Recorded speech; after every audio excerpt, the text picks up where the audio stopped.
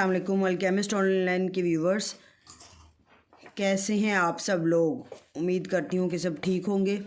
बदली हुई आवाज़ के लिए मैं माजरत चाहती हूँ क्योंकि मेरी कुछ तबीयत ठीक नहीं है, गला ख़राब है काफ़ी दिनों से, लेकिन इसी के चलते मैं वीडियो बनाना तो स्किप नहीं कर सकती थी। इसलिए आप लोगों ने आवाज़ को थोड़ा सा आज बेयर करना है और मेरी आवाज़ पे ज़्यादा फोकस नहीं करना, लेकिन समझ लेना है जो भी मैं बोल रही हूँ, क्योंकि इस अंदाज़ में बोलूँगी कि आप लोगों को समझ तो आ सके। तो डियर व्यूवर्स, जो टॉपिक है ये इंटरमॉलिक्यूलर फोर्सेस से रिलेटेड है। मैटर की तीनों फॉर्म्स में इंटरमॉलिक्यूलर फोर्सेस का क्या रोल है वो हमने देखना है, कंसेप्चुअली इसको स्टडी करना है, लर्न करना है। और इस वीडियो में इसके एंड तक आप लोगों को आपके इस सवाल का जवाब मिल जाएगा कि गैसेस जो होती हैं ज़्यादा मोबाइल क्यों होती हैं, जो लिक्विड्स होते हैं वो गैसेस की निस्बत कम मूवेबल क्यों होते हैं, उनकी हरकत स्लो क्यों हो जाती है, और सॉलिड में जाकर बिल्कुल ही मॉलिक्यूल जो सॉलिड के हैं वो मोशनलेस क्यों हो जाते हैं। ये कॉन्सेप्ट, ये नज़रिया हर बंदे के जहन में ये बात आती है कि क्यों गैसेस जो हैं इतनी ज़्यादा मोबाइल हैं, बहुत ज़्यादा हरकत करती हैं। गैस के मॉलिक्यूल क्यों ज़्यादा हरकत करते हैं बनिस्बत लिक्विड के मॉलिक्यूल क्यों मोशन उनकी स्लो हो जाती है एज़ कम्पेयर टू गैसेस। और सॉलिड्स के अंदर जब हम बात करते हैं तो सॉलिड्स के मॉलिक्यूल मोशनलेस यानी कि बिल्कुल ही हरकत क्यों छोड़ देते हैं। ये सवाल, ये कॉन्सेप्ट, ये नज़रिया आज की इस वीडियो देखने के बाद आप लोगों को क्लियर हो जाएगा। हाँ जी, तो आज हमारा जो टॉपिक है वो फोकस कर रहा है physical states of matter and role of intermolecular forces के। फिजिकल स्टेट्स ऑफ मैटर जो तीनों हैं उनके अंदर हम इंटरमॉलिक्यूलर फोर्सेस का रोल जो है वो स्टडी करेंगे कि वो क्या है। सबसे पहले मैं आपको इंटरमॉलिक्यूलर फोर्सेस के बारे में थोड़ा सा इंट्रो देना चाहूँगी कि ये होती क्या है, इंटरमॉलिक्यूलर फोर्सेस बोलते किसे हैं। यहाँ पर मैंने सिंपल वर्ड्स में एक डेफिनेशन लिखी है आप लोगों के कॉन्सेप्ट्स को क्लियर करने के लिए कि forces appear between two molecule when they come closer to each other. Appear की बजाय प्रोसेस, ऑपरेट कुछ भी कर सकते हैं आप, यानी कि दो मॉलिक्यूल जब भी करीब आए तो उनके दरमियान जो फोर्सेस अपीयर होती हैं, ऑपरेट होती हैं, नज़र आती हैं, वो फोर्सेस इंटरमॉलिक्यूलर फोर्सेस कहलाती हैं। ये होगी इंटरमॉलिक्यूलर फोर्सेस की बेसिक डेफिनेशन। अब इसको एक एग्जांपल के थ्रू मैं आपको समझाती हूँ, क्लैरिफाई करने की कोशिश करती हूँ। हाइड्रोक्लोरिक एसिड की एग्जांपल के थ्रू हम इसको क्लैरिफाई करने की कोशिश करते हैं। हाइड्रोक्लोरिक एसिड जो है ये मॉलिक्यूलर फॉर्म में होता है। हम मॉलिक्यूल, मैंने यहाँ पर मॉलिक्यूल लिया है क्योंकि हम इंटरमॉलिक्यूलर फोर्सेस को स्टडी कर रहे हैं। हाइड्रोक्लोरिक एसिड आप पहले ही जानते हैं कि ये लिक्विड फॉर्म में होता है। जब ये लिक्विड फॉर्म में कोई भी चीज़ होती है, बेशक वो आपके पास थोड़ी क्वांटिटी में क्यों ना हो, 5 ml हो, 2 ml हो, उसके अंदर कई मॉलिक्यूल्स होते हैं। तो जब ये मॉलिक्यूल करीब आते हैं इनके दरमियान इंटरमॉलिक्यूलर फोर्सेस पैदा हो जाती हैं। कैसे?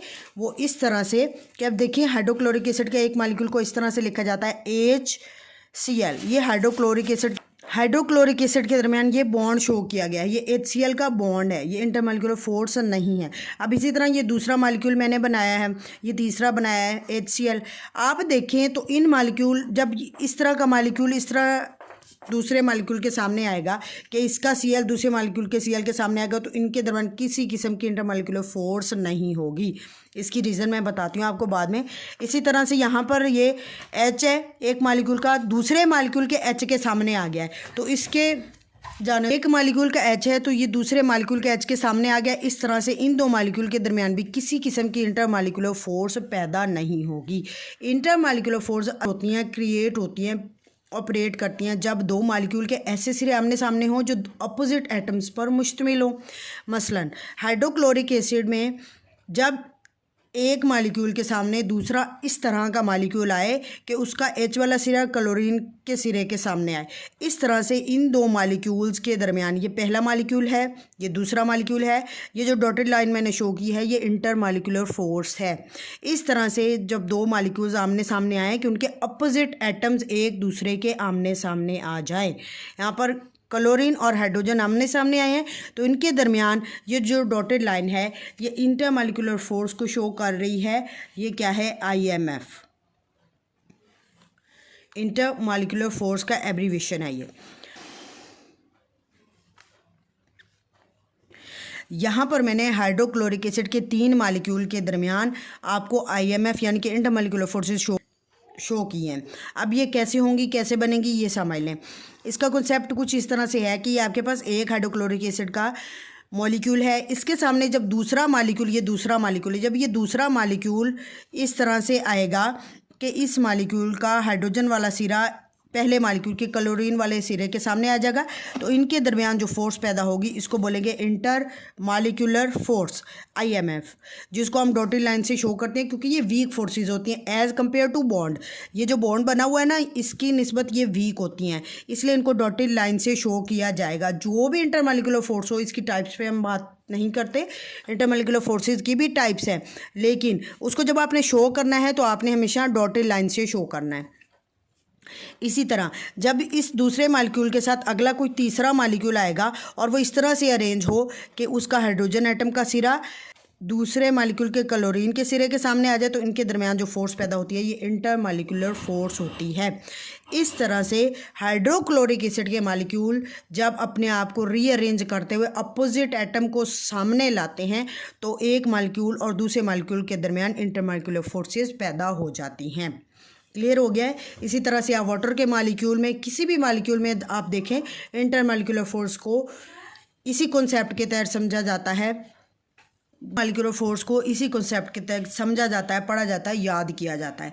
तो ये टॉपिक जो है इसमें आपको पहले इंटरमालिक्यूलर फोर्सेस के बारे में बता दिया मैंने। अब बात करते हैं मैटर की 3 स्टेट्स की, लिक्विड। अब बात करते हैं मैटर की तीनों स्टेट्स में इंटरमालिक्यूलर फोर्सेस का क्या किरदार है। लिक्विड, सॉलिड एंड गैस, 3 तरह के मैटर्स होते हैं। मैटर बेसिकली 3 फॉर्म में होता है, वैसे तो 4 फॉर्म में होता है, लेकिन हम बेसिक लेवल पे पढ़ रहे हैं तो इसलिए हम अभी 3 तक ही स्टडी करेंगे और 3 में ही इंटरमालिक्यूलर फोर्सेस का रोल देखेंगे। सबसे पहले बात करें गैसेस की, तो गैसेस में इंटरमालिक्यूलर फोर्सेस वीक होती हैं। सबसे ज़्यादा वीक इंटरमालिक्यूलर फोर्सेस, मालिक्यूल्स के दरमियान पाए जाने वाले फोर्सेस वीक होती हैं गैस के मालिक्यूल्स में।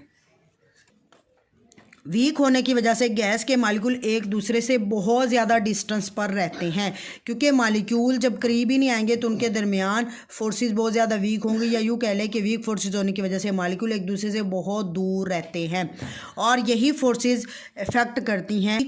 इंटरमालिक्यूलर फोर्सेस इफेक्ट कर रही होती है गैसेस की प्रॉपर्टीज़ को, जिनमें boiling point, density, evaporation etcetera वगैरह शामिल है। यानी ये जो प्रॉपर्टीज़ है ये इफेक्ट हो रही होती हैं इंटरमालिक्यूलर फोर्सेस से। अगर फोर्सेस वीक होंगी तो ये वाली जो प्रॉपर्टीज़ हैं गैसेस की ये भी स्लो होती हैं। इनका बॉइलिंग पॉइंट बहुत लो होता है, इनकी डेंसिटी बहुत कम होती है, इनके वेपोरेशन भी बहुत स्लो होती है। यही वजह है वीक इंटरमालिक्यूलर फोर्सेस गैसेस की प्रॉपर्टीज़ को भी इफ़ेक्ट करती हैं। अब इसी तरह से लिक्विड की बात करें तो लिक्विड के अंदर गैसेस की निस्बत स्ट्रॉन्ग इंटरमालिक्यूलर फोर्सेस होती हैं। लिक्विड के मालिक्यूल हर वक्त इसलिए मोशन में रहते हैं, मूवमेंट में रहते हैं, क्योंकि इनके अंदर स्ट्रॉन्ग इंटरमालिक्यूलर फोर्सेस होती है। लिक्विड के मालिक्यूल मूव करते रहते हैं। जब 2 ऐसे मालिक्यूल करीब आएंगे जिनके अपोजिट सिरे एक दूसरे के सामने आ जाएंगे तो उनके दरमियान इस तरह से इंटरमालिक्यूलर फोर्सेस पैदा हो जाती हैं। इसलिए कंपेयर टू गैसेस हम बोलते हैं कि लिक्विड की जो IMF यानी कि इंटरमालिक्यूलर फोर्सेस होती है ये स्ट्रॉन्ग होती हैं। थर्ड टाइप ऑफ लिक्विड, और इसी तरह से लिक्विड की प्रॉपर्टीज़ जिनमें बॉइलिंग पॉइंट, डेंसिटी, इवेपोरेशन शामिल है, उनको भी ये इंटरमालिक्यूलर फोर्सेस इफेक्ट करती हैं। अगर लिक्विड्स का कंपैरिजन किया जाए तो जिस लिक्विड की इंटरमालिक्यूलर फोर्सेस दूसरे से स्ट्रॉन्ग होती हैं वही लिक्विड दूसरे की निस्बत ज़्यादा बॉइलिंग पॉइंट रखते हैं, डेंसिटी भी उनकी ज़्यादा होती है, एवेपोरेशन उनकी स्लो होती है। इसी तरह से जो प्रॉपर्टीज़ है लिक्विड्स की वो भी इफ़ेक्ट हो रही होती हैं इंटरमालिक्यूलर फोर्सेस से। थर्ड टाइप ऑफ मैटर जो कि है सॉलिड मोशनलेस अपीयर होते हैं ना, हमें नज़र आता है कि सॉलिड के जो एटम या मालिक्यूल अपनी जगह जम गए हैं, रुक गए हैं, वो हरकत नहीं कर रहा है। उसकी वजह क्या है? उनके अंदर डोमिनेंट इंटरमालिक्यूलर फोर्सेस होती हैं। सॉलिड के अंदर जो बॉन्ड ज़्यादा स्ट्रॉन्ग होता है, एटम जो हैं उनकी स्ट्रॉन्ग इंटरमालिक्यूलर फोर्सेस को डोमिनेंट फोर्सेस बोला जाता है, और ये फोर्सेस जो है मालिक्यूल्स को हरकत करने से रोक लेती है। अपनी जगह पर वो फ्रीज हो जाते हैं, कहले जम जाते हैं, वो वहाँ से कहीं भी मूव नहीं कर सकते। यहाँ पर पिक्चर में आप देखें तो आपको एक अरेंजमेंट नज़र आ रही होगी मालिक्यूल्स की, क्योंकि मालिक्यूल सॉलिड के अंदर एक अरेंजमेंट, एक तरतीब के तहत अरेंज होते हैं और सॉलिड का स्ट्रक्चर बनाते हैं। इसी तरह लिक्विड में आप देखें तो लिक्विड में आपको मॉलिक्यूल की बेतरतीब सी ये अरेंजमेंट नज़र आ रही है, क्योंकि इसमें मॉलिक्यूल आगे पीछे दाएं बाएं मोशन करते रहते हैं, जबकि गैसेज में बिल्कुल ही मॉलिक्यूल आज़ाद हो जाते हैं। वजह क्या? वजह इनकी इंटरमॉलिक्यूलर फोर्सेस हैं। इसीलिए इंटरमॉलिक्यूलर फोर्सेस ही ज़िम्मेदार होती हैं गैस के मॉलिक्यूल की ज़्यादा मूवमेंट की, लिक्विड के मॉलिक्यूल की मॉडरेट मूवमेंट और सॉलिड के मॉलिक्यूल के मोशनलेस होने की। यानी इनकी हरकत डायरेक्टली इफेक्ट हो रही होती है इंटरमॉलिक्यूलर फोर्सेस से। यानी कि फिजिकल स्टेट्स जो है तीनों, गैस, लिक्विड और सॉलिड की जो मोशन होती है वो डायरेक्टली इफेक्ट हो रही होती है इनकी इंटरमॉलिक्यूलर फोर्सेस से। ये कॉन्सेप्ट, ये नज़रिया आप लोगों को समझ आ गया होगा। अब मैं आपको ये बताती हूँ कि इस टॉपिक से रिलेटेड आपको किस तरह के सवाल आ सकते हैं, क्वेश्चंस पेपर में कॉन्सेप्चुअल क्वेश्चन किस तरह से बनाए जा सकते हैं। क्वेश्चन देख लेते हैं कि इस टॉपिक से रिलेटेड किस तरह के क्वेश्चन आएंगे। सबसे पहला क्वेश्चन है, why intermolecular forces of gases are weaker than liquids. इसका जवाब मैं टॉपिक में बता चुकी हूँ। आपने 2-3 बार टॉपिक अच्छी तरह से देख लेना है, समझ लेना है और फिर आपको इसका आंसर अच्छी तरह से। गैस के मॉलिक्यूल जो कि दूर दूर होते हैं इसलिए उनकी इंटरमॉलिक्यूलर फोर्सेस वीक होती हैं, और गैस के मॉलिक्यूल एक दूसरे से बहुत ज़्यादा दूर दूर होते हैं इसलिए उनकी इंटरमॉलिक्यूलर फोर्सेस लिक्विड की निस्बत स्ट्रॉन्ग होती है। जबकि लिक्विड की बात करें तो लिक्विड में मॉलिक्यूल मोशन तो कर रहे होते हैं लेकिन एक दूसरे के करीब ही रहते हैं, उसी कंटेनर में रहते हैं जिसमें आपने लिक्विड लिया होगा, इसीलिए लिक्विड की इंटरमॉलिक्यूलर फोर्सेस गैसेज की निस्बत ज़्यादा होती हैं। दूसरा जो क्वेश्चन है, intermolecular forces affect properties of liquids and solids. आपको लेक्चर में बता चुकी हूँ, आपने अच्छी तरह से उसको 1-2 बार सुन लें और फिर इसका जवाब अपने अल्फाज में लिख लें। अगर समझ नहीं आती तो फिर पूछ लें आप। थर्ड क्वेश्चन है, why molecules of solids appear motionless. Motionless क्यों अपीयर होते हैं जी? सॉलिड के मॉलिक्यूल्स मोशनलेस क्यों अपीयर होते हैं जी? इसका जवाब भी मैं आपको बता चुकी हूँ। स्ट्रॉन्गेस्ट इंटरमॉलिक्यूलर फोर्सेस सॉलिड के अंदर पाई जाती हैं, जिसकी वजह से वो डोमिनेट कर जाती हैं और लिक्विड के मॉलिक्यूल को मोशनलेस बना देती हैं ताकि वो हरकत ना कर सके।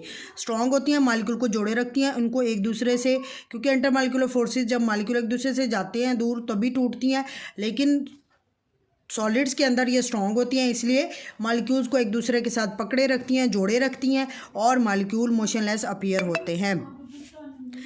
एक मैंने MCQs बनाया है इस तरह से कि intermolecular forces are strongest in. अब ये कंसेप्चुअल MCQs है, जैसे कि आप लोगों को पता है कि पेपर कंसेप्चुअल आता है। अब इसमें ऑप्शंस को स्टडी कर लेते हैं। पहला है सल्फर डाइऑक्साइड, ये गैस है। H2O वाटर, ये लिक्विड है। सोडियम क्लोराइड, ये क्या है? Solid. H2O। Intermolecular forces strong किस में होती हैं? MCQs देखिए, सबसे पहले सल्फर डाइऑक्साइड है, फिर पानी है लिक्विड फॉर्म में, सोडियम क्लोराइड है, यहाँ पर H2O गैस है। आपने देखना है, देखिए यहाँ पर 4 MCQs हैं, चारों को गौर से देखें तो पहला सल्फर डाइऑक्साइड के साथ G लिखा हुआ है, ये गैस की एब्रीविएशन है। फिर सल्फर डाइऑक्साइड एक गैस है, H2O लिक्विड है, सोडियम क्लोराइड एक सॉलिड है, H2O गैस है। अब पानी के यहाँ पे 2 आगे, एक लिक्विड एक गैस है और यहाँ पर ये सॉलिड है। जहन में इंटरमॉलिक्यूल के कॉन्सेप्ट को रखते हुए कि इंटरमॉलिक्यूलर फोर्सेस सबसे ज़्यादा स्ट्रॉन्ग किस में होती हैं? सॉलिड्स के अंदर। तो आपने इसमें से सॉलिड देखना है। सॉलिड कौन सा है? Sodium chloride. इस पर आपने इस तरह से टिक कर देना है। MCQs के अंदर एब्रीविएशंस को ज़रूर माइंड में रखते हुए क्वेश्चन का आंसर देना है। अगर यहाँ पर वो बात करता कि वीक इंटरमॉलिक्यूलर फोर्सेस कौन सी हैं, किसके अंदर पाई जाएंगी, तो फिर वीक इंटरमॉलिक्यूलर फोर्सेस किस में मौजूद होती हैं? गैसेस में। तो इसका मैं बता दूं कि जो वीक इंटरमॉलिक्यूलर फोर्सेस हैं वो गैसेस में होती है। यहाँ पर गैसेस 2 हैं, सल्फर डाइऑक्साइड भी है, पानी भी है, लेकिन सल्फर डाइऑक्साइड ज़्यादा नॉन पोलर गैस होती है, इसलिए इसके अंदर जो इंटरमॉलिक्यूलर फोर्सेस ज़्यादा वीक होंगी एज़ कम्पेयर टू वाटर के। इस तरह से हम गैसेस का भी कंपैरिजन कर सकते हैं, लिक्विड का भी कंपैरिजन कर सकते हैं और एक सॉलिड और दूसरे सॉलिड का भी कंपैरिजन कर सकते हैं। उम्मीद करती हूँ कि आज का कॉन्सेप्ट, आज का नज़रिया आप लोगों को समझ आ गया होगा। अगर समझ आ गया है तो एप्रिसिएशन देना मत भूलिएगा, मेरी वीडियो को शेयर कीजिएगा, लाइक करना मत भूलें, कमेंट करना मत भूलें और जो न्यू व्यूवर्स हैं उनको वेलकम है मेरे प्लेटफॉर्म पर। अल्केमिस्ट ऑनलाइन के प्लेटफॉर्म को सब्सक्राइब कर दें और बेल आइकन को प्रेस करना मत भूलें ताकि इसी तरह के कंसेप्चुअल लेक्चर्स आप लोगों तक पहुंच सके। Thank you so much. अल्लाह आप लोगों का हामी नासिर हो। अल्लाह हाफिज़।